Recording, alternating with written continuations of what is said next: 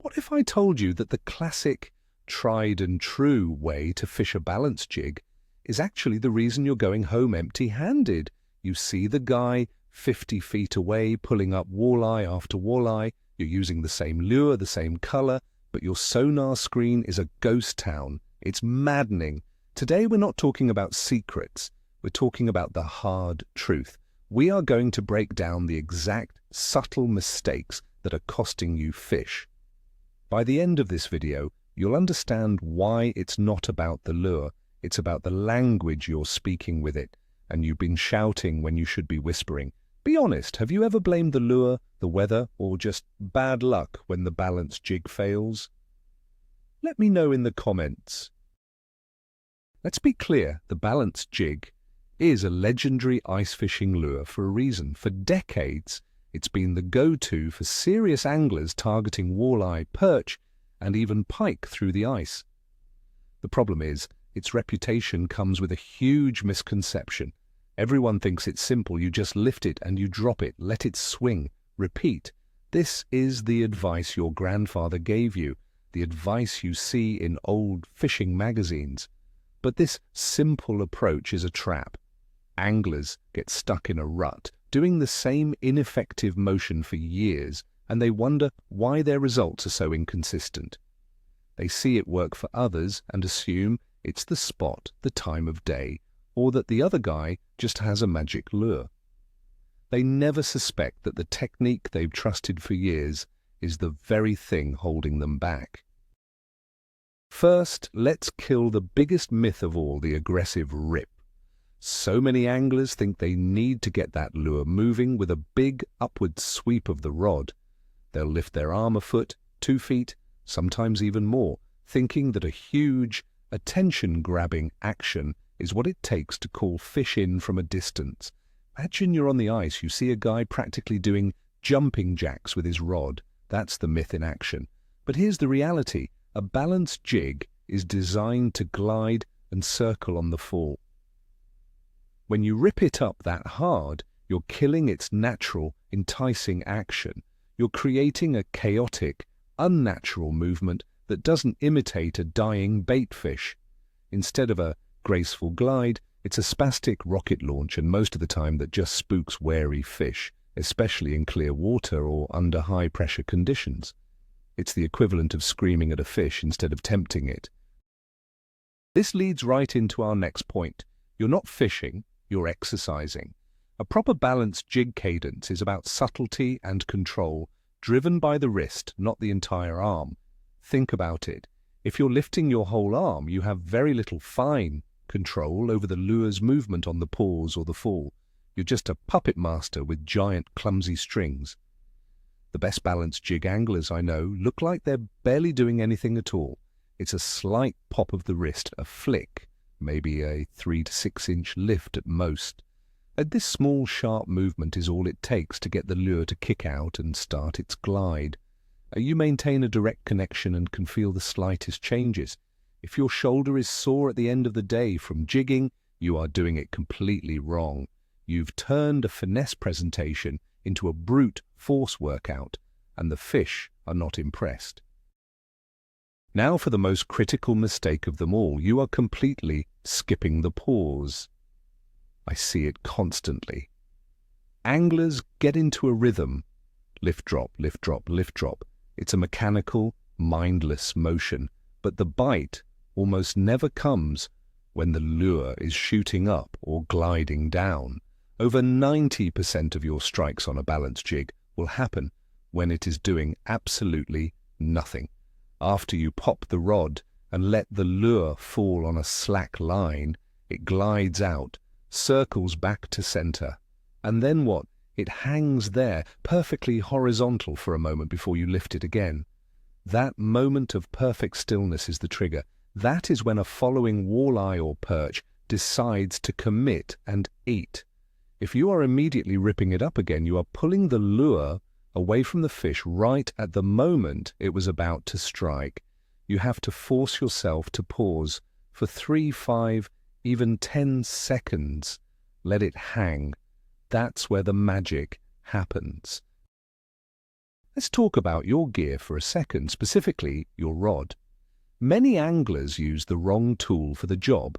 They'll grab a stiff, heavy action rod, the same one they might use for a heavy spoon, thinking it gives them power. But a balanced jig isn't about power, it's about transmitting subtle action. A rod that's too stiff is like trying to write your name with a crowbar. You can't impart the small quivers, shakes, and micro movements that often turn a follower into a biter. You need a rod with a fast or extra fast tip, but a solid backbone. The fast tip allows you to make those tiny, crisp pops with your wrist and, more importantly, it visually shows you those light upward bites when a fish inhales the lure from below. Using a club of a rod numbs you to the whole experience and robs the lure of its potential for finesse. Another huge issue is ignoring the story your electronics are telling you. Your flasher or graph isn't just for seeing fish, it's for seeing how fish react to you. A fish comes in hot on your screen, right up to the lure, and then fades away. What does that mean? Most people just keep doing the same aggressive rip, thinking they need to trigger a reaction strike. But the fish just told you it didn't like what you were doing. That's your cue to change. Stop the big lifts. Go to tiny 1-inch shakes. Let the lure sit completely still. Raise it slowly up the water column. The fish's reaction is direct feedback. If it swims away, your cadence was wrong. If it hangs around but won't commit, your cadence is close but needs a final subtle trigger. Treating your sonar like a video game you're trying to win by force is a guaranteed way to fail. Here's something most people never even consider. Your lure is gliding into dead zones. A balanced jig is designed to swim out and away from the center of your hole.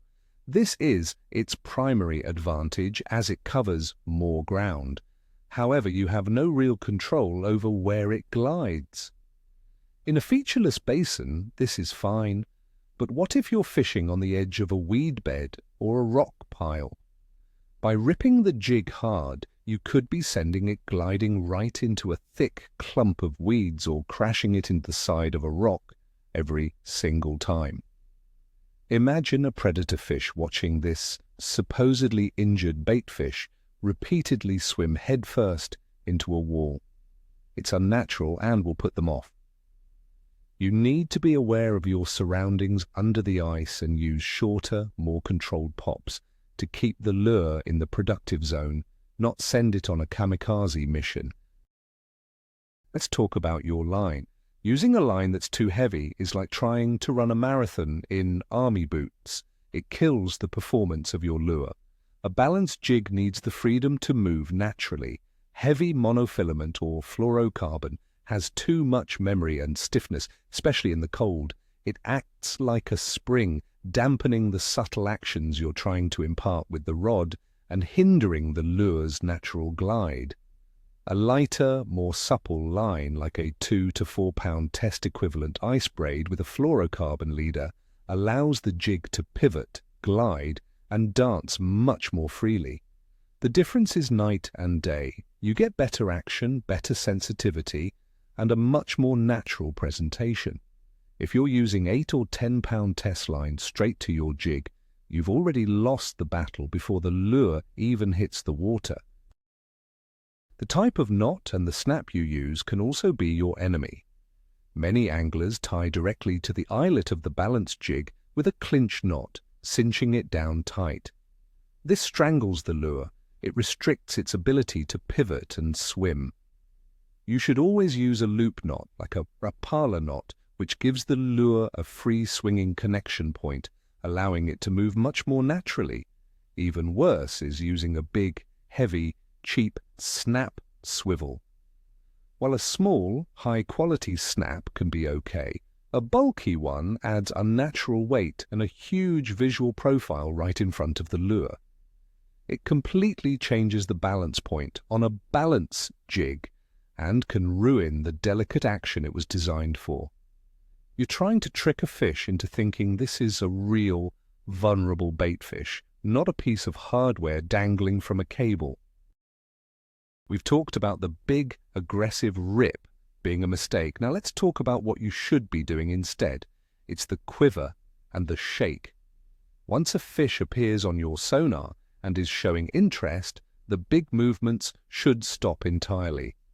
Now is the time for micro actions. All you need to do is gently shake the rod tip, just enough to make the lure vibrate and quiver in place.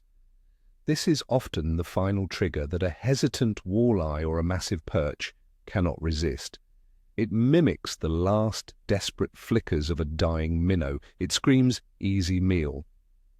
You can also try a dead stick approach, just holding it perfectly still, and then adding a single, tiny quiver.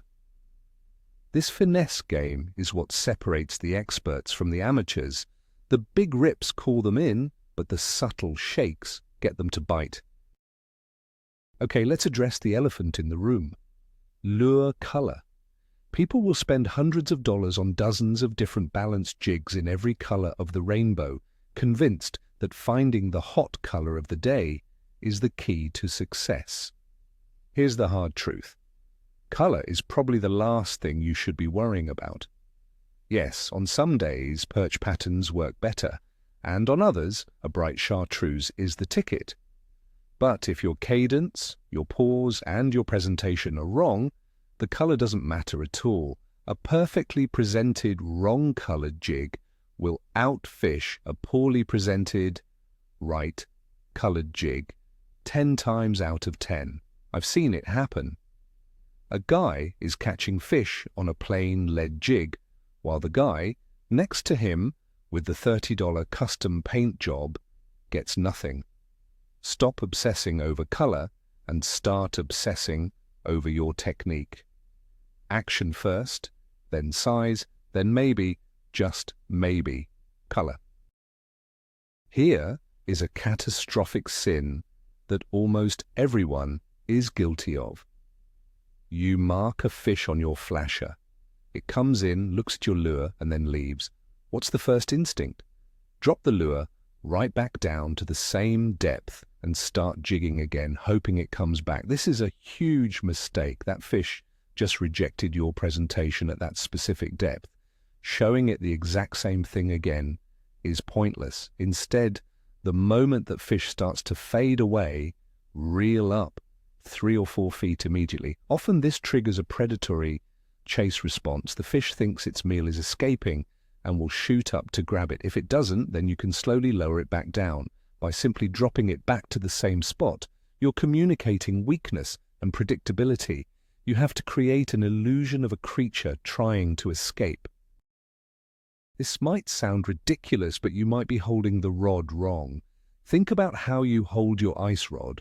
Most people grip it like a hammer with their whole fist wrapped around the handle. This grip is fine for power, but it's terrible for sensitivity and finesse. The best ice anglers use what's called a pencil grip or an off-the-top grip, where they hold the rod lightly with their thumb and index finger, almost like a conductor's baton. This grip allows for incredibly fine wrist movements for shaking and quivering. More importantly, it puts your fingertips in direct contact with the rod, blank, transmitting even the most subtle bites directly to your nervous system. You will feel things you never felt before. Holding it with a death grip numbs your senses and restricts your ability to perform those crucial micro-adjustments. Your jigging cadence has no rhythm, no story. You go out there and just start jigging. Pop, drop, pause. Pop, drop, pause. It's monotonous. It's robotic. A real baitfish doesn't move with perfect metronome-like consistency. It darts, it pauses, it flutters, it hangs. You need to tell a story with your lure. Start with a few big rips to call fish in, then switch to smaller pops, then try a series of short, rapid jigs. Follow that with a long 10-second pause, then a single, tiny shake. Mix it up constantly. Every 5 or 10 minutes, change your rhythm entirely. This variety is what makes your lure seem alive and unpredictable. A predator is wired to react to inconsistency. your robotic jigging is just background noise they've learned to ignore. Let's talk about the hook set. Anglers who are used to bass fishing or heavy tackle situations often have a violent cross-their-eyes hook set. When they feel a bite on their balance jig, they rear back and try to rip the fish's jaw off. This is totally unnecessary and often counterproductive with balance jigs. These lures typically have small, sharp treble hooks. All you need is a firm, crisp wrist snap. A quick upward pop of the rod is enough to drive those small hooks home. A massive, sweeping hook set can actually pull the small hooks right out of the fish's mouth, especially a soft-mouthed perch or a walleye that just lightly inhaled the bait. It can also cause the lure to get tangled in the line or even break light line. Be firm and fast, but don't try to start a lawnmower. Believe it or not, the treble hook that comes on your lure might be betraying you. Most balance jigs come with a belly treble hook, and that's where most people assume the fish will get hooked. But a huge percentage of bites, especially from finicky perch and walleye, are up bites. The fish comes from below and inhales the lure. In this case, they often miss the treble entirely and get hooked on the single hooks on the nose or tail of the jig. Some anglers, to improve their hooking percentage, will do two things. First, they might upsize the belly treble hook by one size to create a bigger target. Second, and more importantly, they might tip one of the single hooks, usually the front one, with a minnow head or a couple of wax worms. This gives the fish a single, enticing target to zero in on, dramatically increasing your chances of a solid hookup. You are afraid of the bottom 6 inches of the water column. Many fish, especially big perch and neutral to negative walleye, will be glued to the bottom. Anglers will drop their lure down, feel it hit bottom, and then immediately reel up a foot or two to start jigging. They're afraid of getting snagged or picking up mud, but in doing so, they are jigging right over the heads of the most catchable fish. You need to get comfortable fishing in that zone right off the bottom. A great technique is to intentionally pound the jig into the bottom a few times. This kicks up a puff of silt or sand, which mimics a feeding baitfish and attracts curious predators. Then lift it just 3 to 6 inches off the bottom and begin your subtle jigging and shaking cadence. You'll be shocked at how many fish are right there that you were completely missing before. Conversely, there is the lost art of fishing up the water column. As the day goes on or during certain feeding windows, predator fish like walleye will suspend higher off the bottom to hunt for roaming baitfish like ciscos or shiners. But most ice anglers are stuck in the mindset of fishing near the bottom. They'll drop their lure down and never explore the upper half of the water column. Every so often, you need to intentionally fish your way back up to the ice. Jig for a minute at 5 feet off bottom, then reel up 5 feet and repeat. Continue this all the way up. You might feel foolish jigging 10 feet under the ice in 30 feet of water, but that's often exactly where the massive suspended trophy fish are hanging out. If you only fish the bottom, you're ignoring a huge part of the lake. The wind is your worst enemy, and you're letting it win. On a windy day, it's impossible to hold your rod perfectly still. The wind buffeting your body and your line creates a constant, unnatural bouncing motion in your lure. This is not the same as an intentional, subtle quiver. It's a chaotic, rhythmic bounce that looks completely fake to a fish. This is why a shelter is so critical on windy days. It's not just for comfort, it's a vital piece of fishing equipment. Getting out of the wind allows you to achieve that perfect, dead-still pause that is so crucial for getting bites. If you can't use a shelter, do your best to turn your back to the wind, hunker down, and choke up on your rod to minimize the effect. If you let the wind dictate your lure's movement, you might as well go home. You are completely overlooking the dead stick balance jig. This is a deadly technique, especially when fish are in a negative or neutral mood. Set up a second rod next to your jigging hole. On that rod, have a balance jig tipped with a live minnow hooked lightly through the back or tail.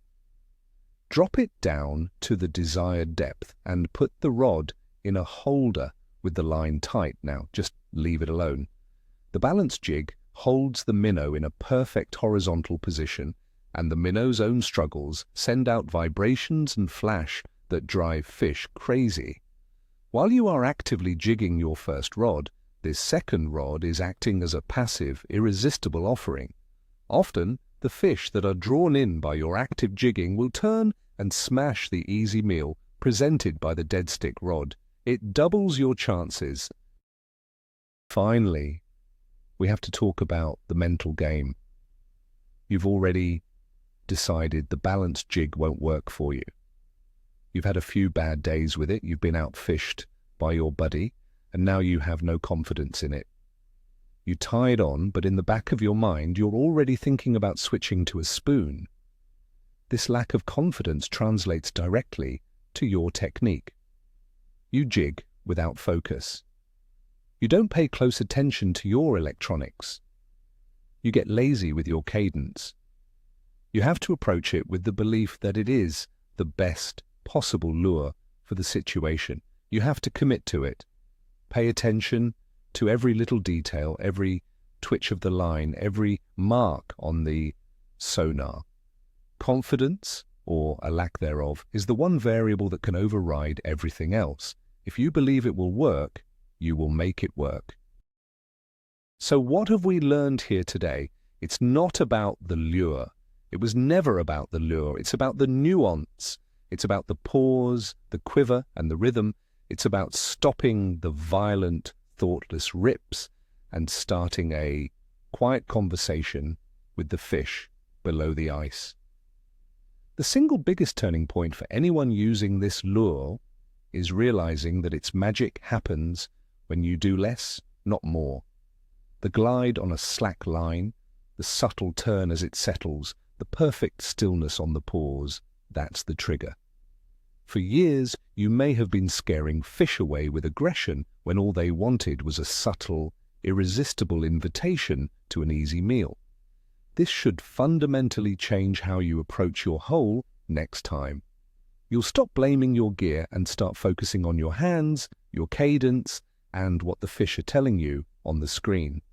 Thank you so much for sticking with me through this deep dive. If this blew your mind a little, do me a favor and hit that like button and subscribe so you don't miss the next one. Now I have to ask, which one of these 20 mistakes hit a little too close to home? Let's get a real, honest conversation going in the comments below.